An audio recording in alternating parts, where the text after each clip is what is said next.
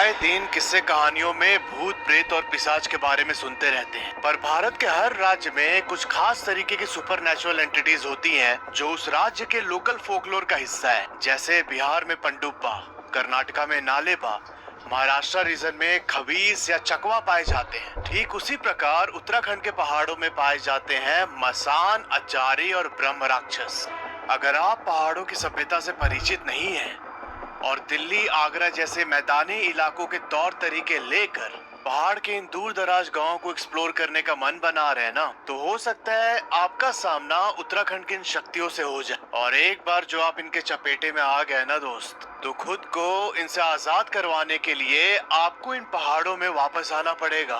कुछ ऐसे ही होता है हमारे एक सब्सक्राइबर अंकुर के साथ, जो उत्तराखंड की रोड ट्रिप पर निकले थे। ये कहानी जितनी डरावनी है उतनी ही ज्यादा सावधान करने वाली। उत्तराखंड के पहाड़ों में आकर आपको क्या नहीं करना है ये आपको बहुत अच्छे से पता चल जाएगा। फिलहाल आप अंकुर द्वारा भेजे गए ईमेल का स्क्रीनशॉट वीडियो में देख सकते हैं।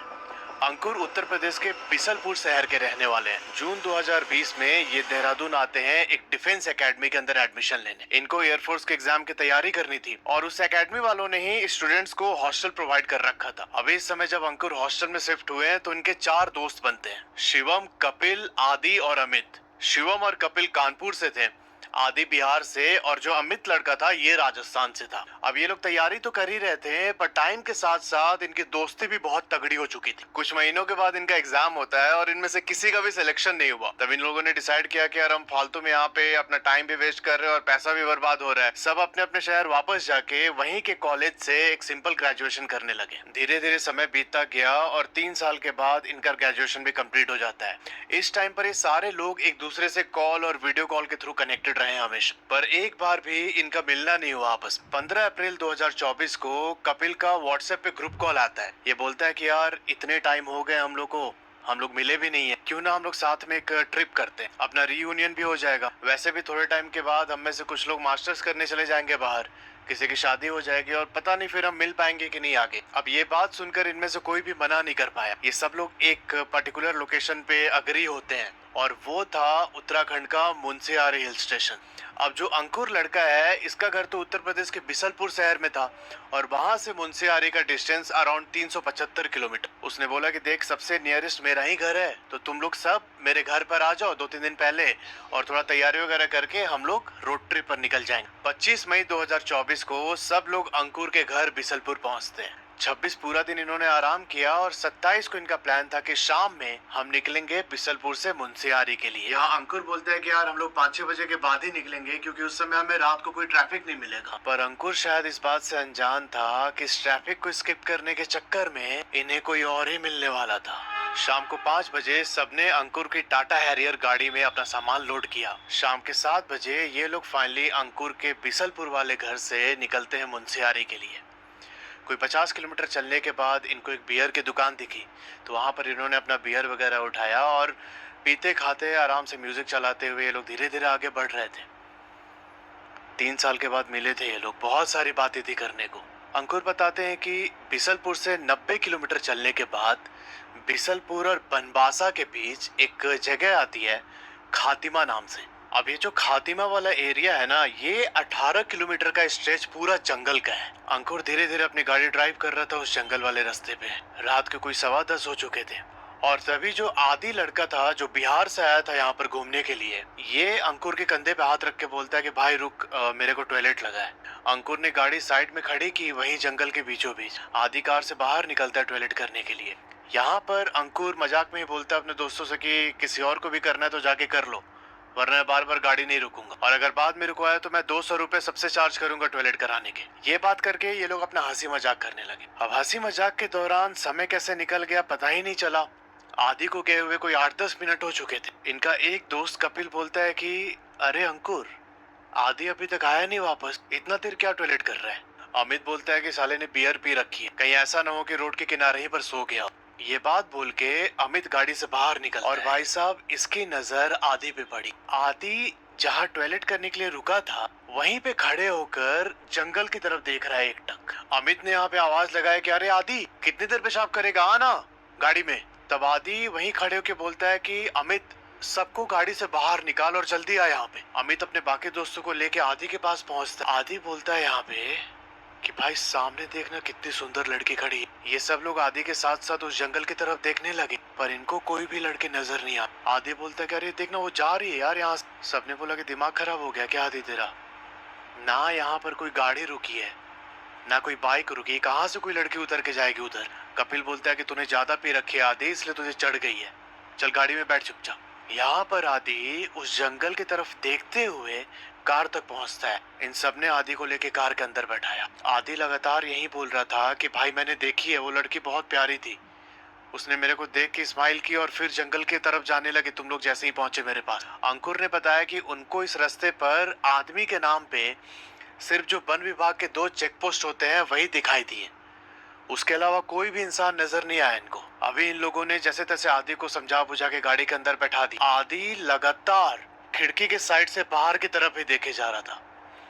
जहाँ ये लोग पेशाब करने के लिए रुके थे वहां से कोई 10 मिनट आगे जाने के बाद ही आदि अंकुर को पीछे से ऐसे पकड़ता है, बोलता है कि भाई वो लड़की फिर से दिखी है मेरे को, देखना वहाँ रोड के साइड में खड़ी है। अंकुर यहाँ गुस्सा आ जाता है, यार मेरे को गाड़ी चलाने दे, क्यों डिस्टर्ब कर रहा है बार बार। तब आदि यहाँ पे बोलता है कि भाई बस एक बार चल के देख ले, बस एक बार, उसके बाद फिर मैं नहीं बोलूंगा, अगर तुम लोगों को नहीं दिखी लड़की फिर मैं दोबारा नहीं बोलूंगा, प्लीज बस एक बार रोक दो गाड़ी। अमित बोलता है अंकुर से क्या, ठीक है गाड़ी रोक साइड में, चल एक बार इसकी तसल्ली के लिए देख लेते हैं। ये लोग दोबारा जंगल के रोड के साइड पर गाड़ी लगाते हैं। सब गाड़ी से बाहर निकले और बाहर निकल के जहाँ पर इनकी गाड़ी खड़ी थी उससे 15-20 मीटर पीछे आते हैं लोग। जब ये लोग 20 मीटर पीछे एक स्पॉट पर पहुंचे तब इन्होंने देखा कि रोड के साइड से जंगल की तरफ एक पतला सा रास्ता जा रहा। आदि चुपचाप वहां पे खड़े होकर उस रास्ते की ओर देखने लगा। आदि ने बोला कि अभी जब हम इधर से क्रॉस कर रहे थे तब मैंने यहीं पर देखा था लड़की खड़ी है। यहाँ इसके सारे दोस्त आदि की तरफ घूर के देखने लगे गुस्से में। फिर आदि बोलता है कि यार ये रास्ता जा रहा है अंदर की तरफ, चलना थोड़ा सा अंदर बस जाके देख लेते हैं। अमित जो लड़का था वो इनके ग्रुप में सबसे बड़ा था, वो बोलता है कि यार ठीक है, इसकी तसल्ली के लिए एक बार चलते हैं अंदर, देख के आते हैं। आदि बोला कि वो लड़की शायद अंदर ही गई है, चलो तुम लोग मेरे साथ। ये सब लोग आदि को लेके उस रास्ते पर आगे बढ़ने लगते हैं। कोई 50 मीटर उस रास्ते पर जंगल के अंदर चलने के बाद इनको लड़की तो नहीं दिखाई दी, पर ये देखते हैं कि एक पेड़ के नीचे एक छोटा सा घर जैसा बना हुआ था। उस घर के चारों ओर बहुत सारे घास उगे हुए थे। ये सब लोग चल के उस घर के पास पहुंचते हैं। थोड़ा सा अंदर गए तो देखा कि तीनों साइड से पत्थर की दीवारें और एक जो साइड था ना घर का सामने वाला, उसकी दीवार एक काले कोयले जैसी। इन्होंने ऊपर नीचे चारों तरफ देखा पर इन्हें लड़की नहीं दिखाई दी। फिर शिवम की नजर अचानक उस कोयले जैसे दिखने वाली दीवार पर जाती है। वहाँ कुछ लिखा हुआ था व्हाइट कलर से। शिवम थोड़ा और करीब गया तो इसने पढ़ा कि चलो कोई तो आया मिलने।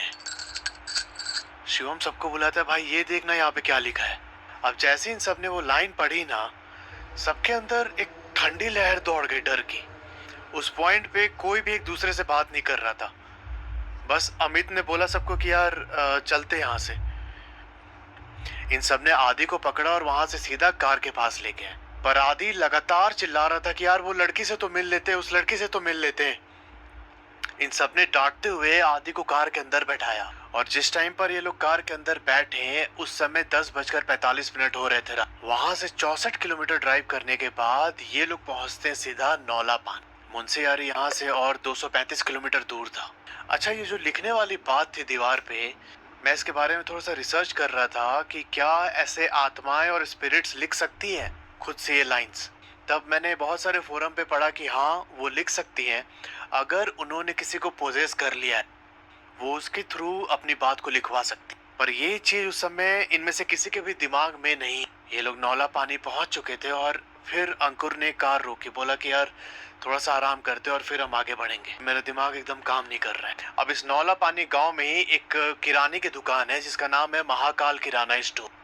फिलहाल आप उसे स्क्रीन पे देख सकते हैं। और इसी महाकाल किराना स्टोर के जस्ट एडजेसेंट में एक छोटा सा ढाबे जैसा था जहाँ पर चाय मैगी ये सब मिल रही थी। रात के करीब 12 बज रहे थे। अंकुर बोलते हैं चलो सब लोग बाहर निकलो। अंकुर यहाँ ढाबे के अंदर जाता है और चाय का ऑर्डर देके बाहर आ गया। बाहर इन लोगों ने चेयर का घेरा बना के गोल सा, वहीं सब चेयर पे बैठ गए। ये लोग ऐसी बात कर रहे थे कि यार ये आदि को क्या हो गया, साला पागलों जैसी हरकत कर रहा है, मतलब ये मजाक उड़ा रहे थे आदि का। अब थोड़ी देर के बाद सबने चाय पिया, अपनी बॉडी को स्ट्रेच किया और फिर कपिल जो लड़का है वो बोलता है अंकुर से कि यार अंकुर तू बहुत देर से चला रहा है, तू पीछे बैठ जा, मैं चलाता हूँ गाड़ी अब। अंकुर बोलता है ठीक है भाई। ये सब लोग गाड़ी के अंदर बैठते। कपिल यहाँ ड्राइवर सीट पे था और तभी आदि बोलता है अचानक कि यार चेयर पे देखना वो बैठी हुई है लड़की। सबने देखा चेयर की तरफ, पर इनमें से किसी को भी वो लड़की दिखाई नहीं दे रही थी। आदि बोलता है कि भाई वो मेरे को बाहर बुला रही है, और ये बोल के आदि कार का गेट खोलने लगा। सबने इसका हाथ पकड़ा कि यार तू क्या हो गया यार, पागल है क्या। अंकुर ने यहाँ आदि को डांट दिया बहुत। इस पर आदि भी एकदम गुस्से में चिल्लाते हुए बोलता है कि यार तो क्या मैं पागल हूँ क्या जो मुझे लड़की दिखाई दे रही है, मुझे क्या पता तुम लोगों को क्यों नहीं दिख रही है वो। अभी तक इन लोगों ने आदि की बात को सीरियसली इसलिए नहीं लिया था क्योंकि इन्हें लग रहा था कि आदि ऐसे बियर के नशे में मजाक कर रहे हैं इनसे, मतलब ये अपने होश में नहीं है इसलिए ऐसी बातें कर रहे हैं। इसी बीच अंकुर बोलता है कपिल से कि कपिल गाड़ी स्टार्ट कर यार, निकलते हैं यहाँ से। ये लोग नौला पानी से मुंशियारी के लिए निकलते हैं। करीब 1 घंटे ड्राइव करने के बाद इन्होंने करीब 45 किलोमीटर का डिस्टेंस कवर किया होगा, और ये लोग रात के 1:30 बजे के आसपास चूरनी करके एक एरिया आता है जो कि पिथौरागढ़ से 60 किलोमीटर पहले पड़ता है। उस चूरनी वाले रीजन को पार कर रहे थे। कपिल बोलता है कि यार अंकुर गाड़ी लोड नहीं ले रही है, मतलब ये पहाड़ी वाला रास्ता है, मैं पूरा एक्सीलेटर दे रहा हूँ फिर भी बहुत धीरे धीरे चल रही है गाड़ी, मतलब ऐसा लग रहा है कि किसी ने गाड़ी को पीछे से पकड़ रखा है। अंकुर बोलता है कि यार देखिए पहाड़ी एरिया है, ऊपर इतनी चढ़ाई है इसलिए मे भी तुझे लग रहा है गाड़ी के इंजन पर भी लोड आ रहा होगा। अभी ये लोग ये सब बात ही कर रहे थे कि इनकी गाड़ी अचानक बंद हो जाती है। अंकुर ने बोला कि यार ठीक है थोड़ी देर बंद ही रहने दे गाड़ी को। कपिल बोलता है कि यार गाड़ी मुझे लग रहा है बहुत गर्म हो गई है, कहीं इसका क्लच प्लेट ना फूक गया हो। तब अंकुर बोलता है कि यार ठीक है रुक जा, गाड़ी को 10 मिनट बंद ही रहने दे। कपिल और अंकुर यहाँ गाड़ी से बाहर निकलते हैं। इन लोगों ने खोल के गाड़ी के अंदर पानी वगैरह डाला और डिसाइड किया कि जब तक गाड़ी थोड़ी ठंडी नहीं हो जाती है तब तक ये लोग यहीं पे खड़े होके सिगरेट वगैरह पी लेते हैं। अब उस चूरनी वाले रीजन में कोई 20-25 मिनट खड़े होके गाड़ी ठंडे होने का वेट किया इन्होंने, और फिर जब इनके चलने की बारी आई तब कपिल बोलता है अंकुर से कि यार अंकुर तू ही गाड़ी चला ले, मतलब मुझे बहुत ज्यादा ऐसे पहाड़ी रास्ते में चलाने की आदत नहीं है, मुझसे फिलहाल गाड़ी संभल नहीं रही है, कहीं ऐसा ना हो कि क्लच प्लेट फूक जाए गाड़ी का और हम इधर ही फंस जाए जंगल के बीच में। तब अंकुर बोलता है कि ठीक है। अंकुर यहाँ ड्राइवर सीट पर आ गया। अब उस पॉइंट से कोई 2 किलोमीटर ही आगे बढ़े थे ये लोग कि इनकी गाड़ी फिर से बंद होती है, और इस बार जो बंद हुई ना गाड़ी, अंकुर ने कितना भी ट्राई किया पर गाड़ी स्टार्ट ही नहीं हुई। शिवम बोलता है कि यार हम कहाँ फंस गए, मतलब हमारे अलावा इस रोड पर कोई है भी नहीं इस टाइम पे। तब अंकुर बोलता है कि ठीक है गूगल से मैकेनिक का नंबर निकाल। तब अंकुर यहाँ पे गूगल से मैकेनिक का नंबर निकालता है। नियर बाय 3-4 मैकेनिक के नंबर निकल के सामने आए।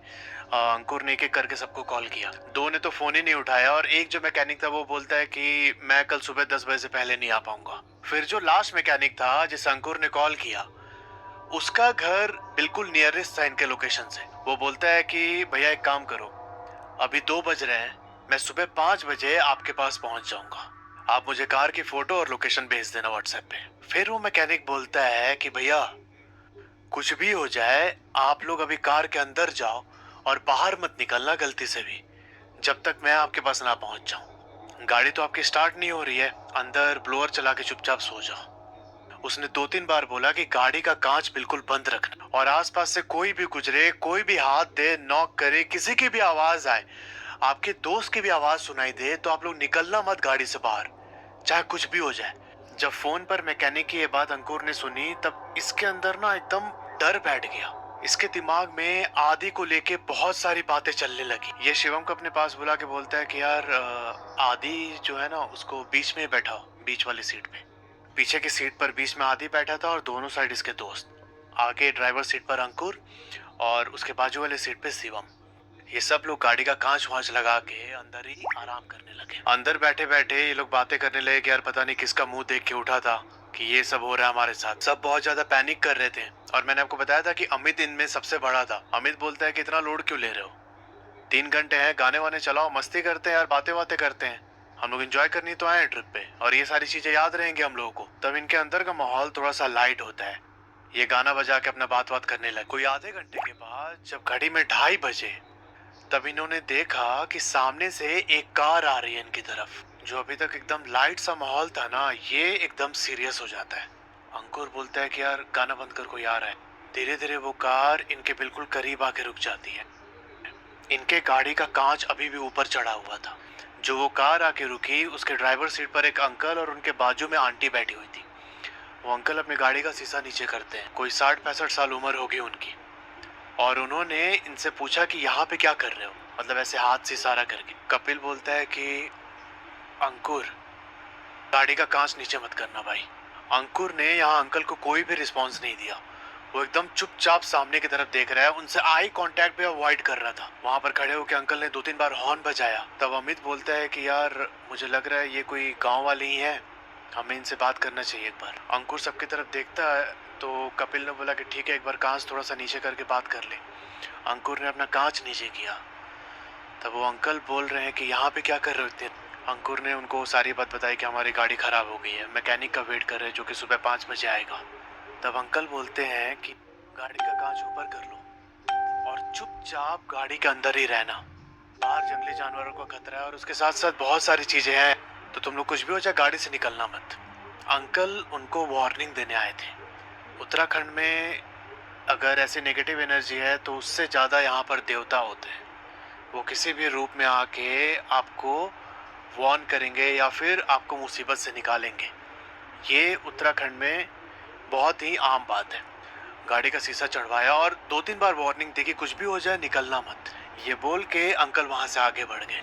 अभी इस टाइम पर कपिल और शिवम को नींद आ रही थी, तो ये लोग ना मतलब ऐसे हालत में थे कि आधा जगे हुए आधा सो रहे।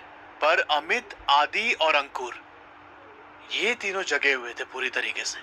अंकल के जाने के 15 मिनट के बाद आदि बोलता है कि यार मेरे को ना बहुत सफोकेशन हो रही है, इनकी गाड़ी का कांच ऐसे ही चढ़ा हुआ था, मुझे बाहर जाना है। जैसे ही आदि ने ये लाइन बोली, जो उनके दो दोस्त सो रहे थे ना, कपिल और शिवम, इन दोनों की नींद टूट जाती है। बोले क्या बोला तूने? आदि बोलता है मेरे को बाहर जाना है यार, सफोकेशन हो रहा है, तुम लोगों ने शीशा चढ़ा के रखा हुआ है। फिर अमित बोलता है कि नहीं भाई तू कहीं नहीं जाएगा, हम लोग शीशा नीचे कर देते हैं। आदि बोलता है नहीं यार बस 2 मिनट, में ज्यादा दूर नहीं जाऊंगा, कार के पास में ही, और मुझे थोड़ा सा हवा चाहिए।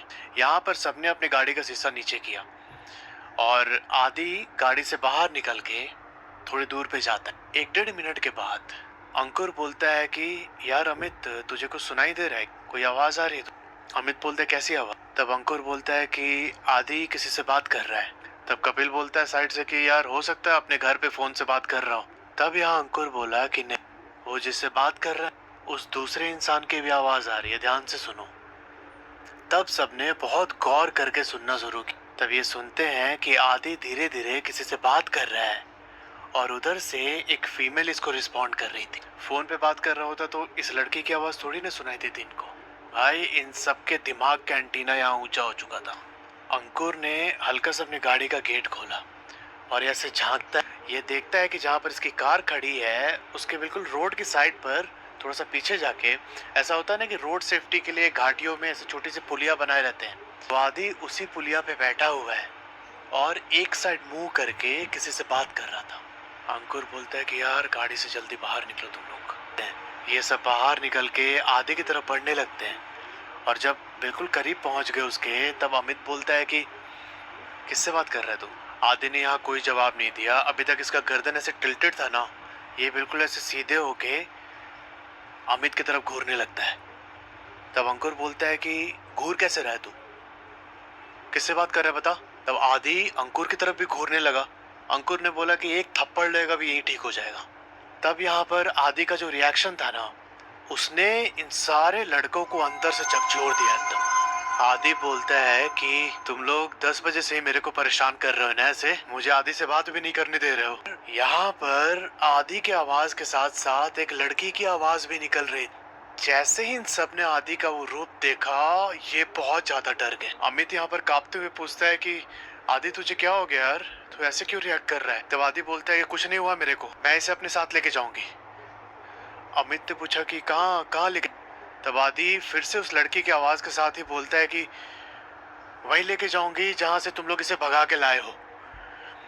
ये उस जंगल वाले घर की तरफ इशारा कर रही थी। इन सबकी सांसें थम गई। ये लोग दौड़ के कार के पास आते हैं और सब अंदर बैठ के इन्होंने अपना अपना डोर लॉक कर लिया। आदि वहीं पर खड़ा है उस पुलिया के पास।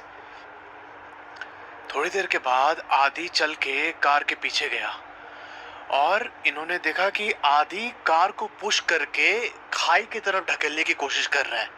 पता नहीं उसके अंदर इतनी पावर कहाँ से आ गई, ये लिटरली कार को हिला पा रहा था। ये अपना पूरा जोर लगा रहा था और बहुत अजीब तरीके की आवाजें निकाल दर से। अब अमित ने बोला कि यार ऐसे तो हम लोग गिर जाएंगे कार के साथ साथ नीचे खाई में।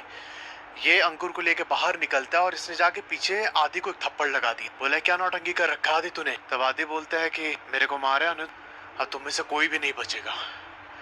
ये बोल के बहुत जोर जोर से आदि हंसने लगा। यहाँ पर शिवम और कपिल भी कार से बाहर निकल के आते हैं। तब कपिल बोलता है अंकुर से कि यार अंकुर एक चीज नोटिस की तूने, आदि यहाँ खड़े होकर कार को ढकेल रहा है खाई की तरफ, पर ये कार के अंदर नहीं आ रहा है। अंकुर के दिमाग में अचानक यहाँ स्ट्राइक किया कि कार का जो डैशबोर्ड है वहां पर बजरंगबली की एक मूर्ति लगी थी। ये और अमित कार के पास जाते हैं और इन्होंने जैसे तैसे करके डैशबोर्ड से वो मूर्ति निकाली बाहर, और इन्होंने उस मूर्ति को एक गमछे में बांध के एक माला जैसा बना दिया उसका। अंकुर धीरे से वो गमछा लेके आता है और इसने वो गमछे वाली माला आदि के ऊपर डाल दी। वो गमछा ऊपर पड़ते ही आदि यहाँ छटपटाने लगा और थोड़ी देर छटपटाते हुए चिल्ला रहा था जोर जोर से कि मैं नहीं छोड़ूंगी तुम लोग को, मैं नहीं छोड़ूंगी। और ये बोलते बोलते आदि वही बेहोश हो जाता है। इन लोगों ने आदि को उठा के कार के अंदर डाला और फिर रात भर ये लोग भजन चला के बैठे। सुबह 5:30 को मैकेनिक इनके पास पहुंचता है। जितनी देर में मैकेनिक इनकी कार ठीक कर रहा था इन्होंने सारी बातें उससे शेयर की। तो मैकेनिक बोलता है कि यहाँ पास में एक मंदिर है, आप लोग तुरंत पहले उस मंदिर पे जाएंगे। ये लोग कार लेके पिथौरागढ़ से 4 किलोमीटर पहले एक सिद्धेश्वर मंदिर पड़ता है हनुमान जी का। ये लोग आदि को लेके उसी हनुमान मंदिर पहुंचते हैं। वहां पर पुजारी जी बैठे हुए थे। तब उन्होंने आदि के ऊपर अपना कुछ मंत्र वंत्र पढ़ के और जो उनका पानी था वो पानी का छिड़काव किया। जो जल चढ़ाया जाता है वहां पर मंदिर में, उस जल को लेके आदि को पिलाया। तब आदि यहाँ पे नॉर्मल हो जाती। फिर पंडित जी ने पता है क्या बोला, वो बोलते हैं कि आदि यहाँ ठीक तो हो गया है, पर वो जो लड़की की आत्मा है वो अभी भी इसके साथ ही है, मंदिर के बाहर खड़े होकर इंतजार कर रही है तुम लोगों का। फिर इन्होंने बोला कि उसका एक सामान तुम लोग के पास रह गया है, जल्दी वापस जाओ उसी जगह पे और उसे रख के आ जाओ। अमित ने बोला कौन सा सामान पंडित जी। तब पंडित जी ने आदि के पैर की तरफ इशारा करते हुए बोला कि लड़की का मंगलसूत्र आदि के जूते में फंसा हुआ है, जब तक ये मंगलसूत्र तुम लोग वापस नहीं कर दोगे ना वहां जाके, तब तक ये तुम्हारे पीछे पड़े रहेगी। भाई साहब इन सबके रोंगटे खड़े एकदम। वो जो जंगल के अंदर जाके घर जैसा स्ट्रक्चर बना हुआ था ना, ये दोबारा उसी जगह पे पहुंचते हैं और वहां इन लोगों ने हाथ जोड़ के माफी मांगी कि हमसे गलती हो गई, और आदि के पैर से वो मंगलसूत्र निकाल के वहीं पर रख दिया। पंडित जी ने बताया कि वो औरत वहीं पर रहती थी और कई साल पहले जब वो अपने पति के साथ मोटरसाइकिल से उस एरिया को क्रॉस कर रही थी तब उसका एक्सीडेंट हो जाता है। यहाँ पर वो औरत और उसके पति दोनों मर जाते हैं। पति की आत्मा को तो मुक्ति मिल गई थी, पर यह औरत अभी भी भटक रही उस जगह पे। इसे किसी की तलाश है जिसके साथ वो रह सके। इसका टारगेट आदि ही था, और अगर 1-2 दिन तक आदि ये मंगलसूत्र अपने पास ही रखता और यहाँ पहाड़ वाले रीजन से बाहर निकल जाता तो आदि को फिर उसके बाद उस औरत के चंगुल से छुड़ाना बहुत ज्यादा मुश्किल काम था। इन सब लोगों ने वहां हाथ जोड़े और ट्रिप कैंसिल करके सब वापस बिसलपुर आ गए अंकुर के घर पे, और यहाँ से सब लोग अपने अपने घर चले गए। इनका जो मुंशियारी का ट्रिप था ये अधूरा रह जा। अब देखो इन उत्तराखंड और हिमाचल के पहाड़ों में यहाँ के तौर तरीके होते हैं, यहाँ का नियम कानून होता है। कुछ बड़े मन के लोग यहाँ पर आते हैं और इन पहाड़ों में एक छोटा सा कॉर्नर देख के वहां बैठ जाएंगे, दारू वारू पीने लगेंगे, सिगरेट चलाने लगेंगे, गंदगी फैलाएंगे। इस दौरान वो भूल जाते हैं कि पता नहीं जिस जगह पे बैठ के ये लोग गंदगी फैला रहे हैं वहां पर कैसी कैसी शक्तियों का वास है। और भाई इन पहाड़ों की एंटिटीज इतनी ज्यादा पावरफुल होती है ना कि ये किसी नॉर्मल झाड़ फूक करने वालों के बस की बात नहीं है इनसे पार पाना। तो आप लोग जब पहाड़ में आते हैं तो थोड़ा सा यहाँ के तौर तरीके के हिसाब से रहिए और रिस्पेक्ट करो यार यहाँ के रिचुअल्स का, यहाँ के नेचर का। ये थी अंकुर की पूरी कहानी। अगर आपके जानने में भी ऐसी कोई घटना हुई है तो नीचे जो ईमेल आईडी आ रहा है उस पर अपनी कहानी मुझे भेज सकते हैं। मिलते हैं आपसे अगले वीडियो में, तब तक के लिए अपना ध्यान रखो और हर हर महादेव।